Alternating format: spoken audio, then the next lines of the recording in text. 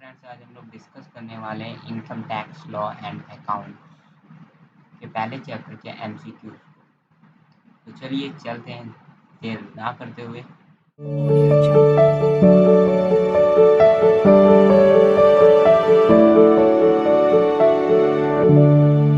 Audio Jungle. हमारा पहला question, when income tax was levied in India first time. Income tax हमारा first time कब levied हुआ था इंडिया में? तो इसका जो सही आंसर होगा वो होगा 1860। 1860 को जो हमारा इनकम टैक्स है वो क्या हुआ था, वो लेविड हुआ था। वो उसका मतलब एक तरीके से अस्तित्व आया था कि हाँ, ठीक। दूसरा क्वेश्चन, इनकम टैक्स जो है वो क्या है? एक तरीके से इनकम टैक्स क्या है? डायरेक्ट टैक्स है, इनडायरेक्ट टैक्स है, बिजनेस टैक्स है, या नन ऑफ दीज? तो जो हमारा इनकम टैक्स जो है वो क्या है? एक तरीके का direct tax. Direct tax income tax हमारा डायरेक्ट टैक्स है जो सैलरी पे लिया जाता है, तो वो डायरेक्ट हुआ। तीसरे क्वेश्चन पे आते हैं, what would be the assessment year of the financial year 2020-21? मतलब असेसमेंट ईयर का 2020 और 21 का असेसमेंट ईयर का मतलब हम लोगों का जो असेसमेंट ईयर क्या था उसका 2020-21 का, इस तरीके से ये कहा जाता है। तो हम लोगों का एक साल बढ़ा के ही होगा, तो ये होगा 2021, 2021 मतलब 22। फोर्थ क्वेश्चन पे आते हैं, exemption limit for the assessment year 2021-22 for a non resident in divider etch. एक नॉन रेसिडेंट इन डिवाइडर, उसके लिए जो असेसमेंट जो लिमिट है असेसमेंट ईयर के लिए जो लिमिट है वो क्या होगी, कितने रुपए होगी? तो जो उसका जो सही आंसर होगा वो होगा हम लोगों का 2,50,000, 2.5 लाख रुपए, 2.5 लाख। फिफ्थ क्वेश्चन पे आते हैं, income tax act was passed in. Income tax act कब पास हुआ था? कब पास हुआ था इनकम टैक्स? तो इनकम टैक्स हमारा पास हुआ था 1961। 1961 में हमारा इनकम टैक्स क्या हुआ था? पास हुआ था। फिर आगे, sum of various heads of income is called. ठीक, तो इनकम टैक्स के जो अलग अलग तरीके के विभिन्न विभिन्न तरीके के जो इनकम के हेड्स हैं वो क्या कहलाते हैं? तो एक तरीके से क्या कहलाते हैं? वो कहलाते हैं ग्रॉस टोटल इनकम। क्या कहलाते हैं? Gross total income. Seven question, the period of assessment year is. Assessment year के पीरियड को क्या कहते हैं? असेसमेंट ईयर का जो पीरियड होता है उसको क्या कहते हैं? तो वो जो पीरियड होता है वो हम लोगों का मतलब 1 अप्रैल से लेके और 31 मार्च तक की रहता है। ठीक, तो 1 अप्रैल से लेके, तो इसका जो है होगा सही आंसर होगा वो बी होगा।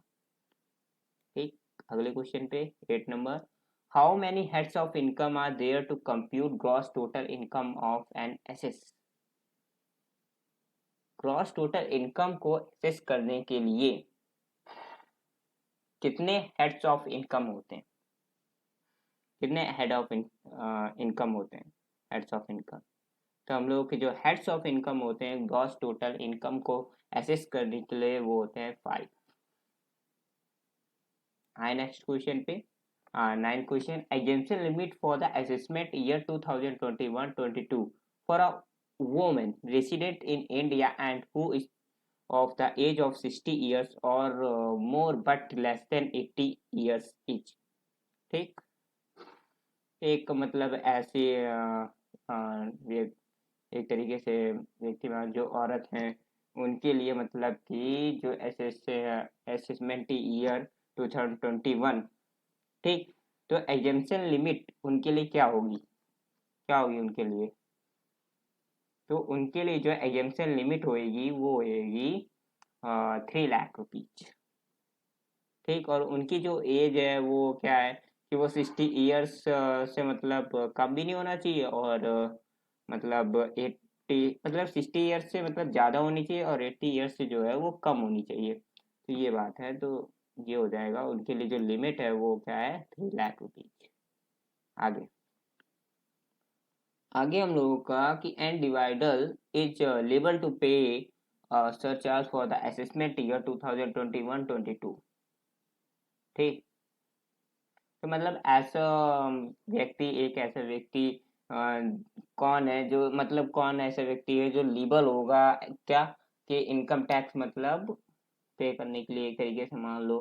ठीक, तो क्या होना चाहिए, मतलब कितना, कितने अमाउंट पे कितना हम लोगों को इंटरेस्ट चार्ज करना है, तो वो आगे देखते हैं। ठीक, तो जैसे देखो क्या ऑप्शन दे रखा है, 12% ऑफ टैक्स पेबल, मतलब 12% टैक्स पेबल पे, 12% ऑफ टैक्स पेबल। तो इसका जो राइट आंसर, एक तरीके से मैं बताऊं तो इसका राइट आंसर जो होगा वो होगा हमारा डी। डी, डी वाले को पूरा पढ़ लेते हैं। 10% of tax payable if total income exceeds 50 lakh but does not exceed 1 crore.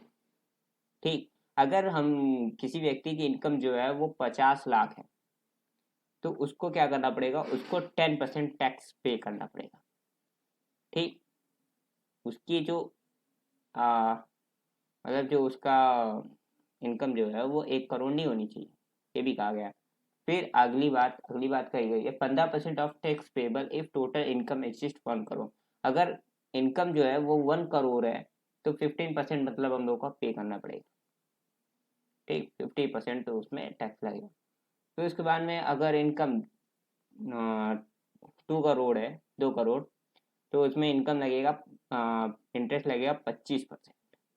ठीक, और फिर लिखा है कि अगर आपकी इनकम जो है वो 5 करोड़ है, 5 करोड़, तो आपकी जो इंटरेस्ट लगेगा वो 37% लगेगा। ठीक, तो इसका जो राइट आंसर है वो है डी, सही है। ठीक, अगले क्वेश्चन पे आते हैं। Income tax is levied on those in dividers. ठीक, income tax is levied on those dividers, मतलब उन डिवाइडर्स पे लगता है इनकम टैक्स। किन डिवाइडर्स पे लगता है देखते हैं। whose income is less than exempted limit in any previous year, whose income is more than the exempted year limit in any previous year, या whose income is up to 2,45,000 in any previous year, या whose income is up to 2,50,000 in any previous year। तो इसका जो right answer होगा वो होगा whose income is more than the exempted limit in any previous year। ठीक, ये होगा। अगले क्वेश्चन पे आते हैं। The term of previous year means. ठीक, तो 12th क्वेश्चन हम लोगों को कहता है, क्या कहता है कि the term previous year means, previous year का मीन क्या है। ठीक, प्रीवियस ईयर का मतलब क्या है, तो उसका जो प्रीवियस ईयर का जो मतलब है वो है the financial year before the assessment year.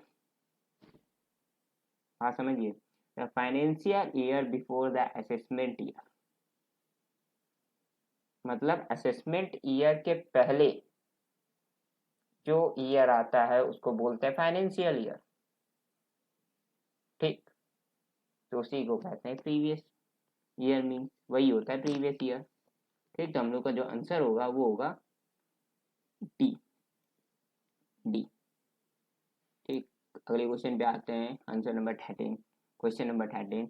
The period of 12 months commencing on the first day of April every year is known as। तो जो 12 months commencing on the first day जो अप्रैल का है every year is known as, किस नाम से जाना जाता है उसको, जो 1 अप्रैल है उसको किस नाम से जाना जाता है, तो उसको जाना जाता है द असेसमेंट ईयर, तो उसको असेसमेंट ईयर के नाम से जाना जाता है। अगले क्वेश्चन पे 14 number. Under the income tax act person means. Income tax में पर्सन का मीन्स क्या है, क्या मतलब है इसका? तो हिंदू अनडिवाइडेड फैमिली है, कंपनी है, या फिर लोकल अथॉरिटी, या फिर सभी को कहें। तो जो इसका जो राइट आंसर है वो सब है।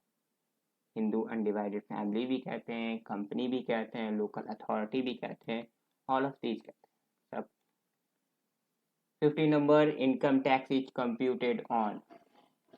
Income tax is computed on, income tax किस पे कैलकुलेट किया जाता है, किस चीज पे? तो भाई जाहिर सी बात है, इनकम टैक्स है, इनकम है तो इनकम ही होएगा, इनकम इनकम पे ऊपर ही किया जाएगा, टैक्स जो भी लगाया जाएगा, ठीक, तो उसी के ऊपर होगा हम लोग का चीज। हो गए। 60 नंबर, rate of income tax is fixed under. ठीक, rate of income tax fixed under, तो किसके अंडर में जो है इनकम टैक्स रेट जो है वो फिक्स किया जाता है? तो वो किसके अंडर में किया जाता है? द फाइनेंस एक्ट, मतलब इस एक्ट के अंडर में वो किया जाता है, मतलब रेट को फिक्स किया जाता है। ठीक, आगे 17 number question, the previous year always ends on. जो प्रीवियस ईयर होता है वो कब खत्म हो जाता है, कब उसका समाप्त हो जाता है बिल्कुल सब कुछ? तो हम लोग अधिकतर सुनते हैं कि हाँ 31 मार्च, 31 मार्च। तो इसको जो होता है वो क्या होता है, प्रीवियस ईयर जो होता है वो खत्म हो जाता है। ठीक, आगे, income tax was levied in India first by the following. ठीक, इनमें से कौन से ऐसे शख्स हैं जिन्होंने इनकम टैक्स को लाया था, उन्होंने मतलब बताया था ऐसा कुछ होता? तो वो जो है वो क्या है, उनका नाम क्या है, वो महान हस्ती वो है सर जेम्स वेल्सन। Sir James वेल्सन। आगे बढ़े। 19 number, the definition of income is, income की डिफिनेशन क्या है? The definition of income is, तो इनकम की डिफिनेशन है इंक्लूसिव।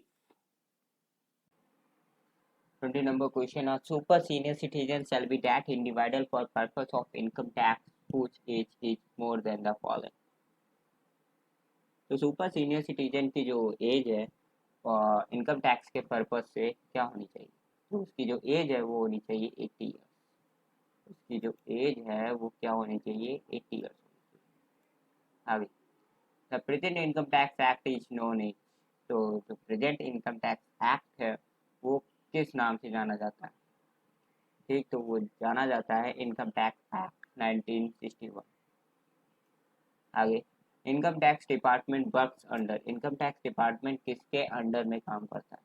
तो income tax department central board of direct taxes के अंडर में काम करता है।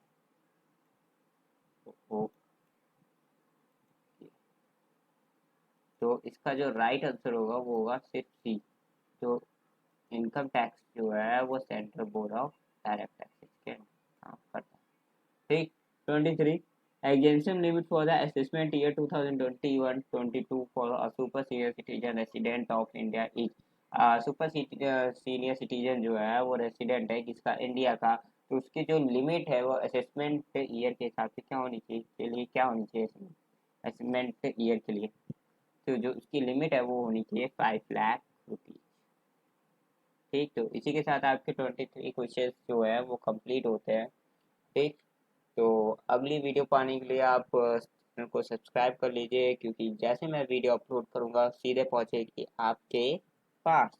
तो सब्सक्राइब कर लीजिए वीडियो को, और ऐसे ही मैं एमसीक्यू डालने वाला हूँ बीकॉम 6 सेमेस्टर के एग्ज़ाम के लिए। तो आप सब्सक्राइब कर सकते हैं और शेयर भी कर सकते हैं अपने फ्रेंड्स को हेल्प करने के लिए, और वीडियो अच्छी लगी हो तो लाइक भी कर सकते हैं। ठीक है, तो मिलते हैं अगली वीडियो में, तब तक के लिए टाटा, बाय बाय।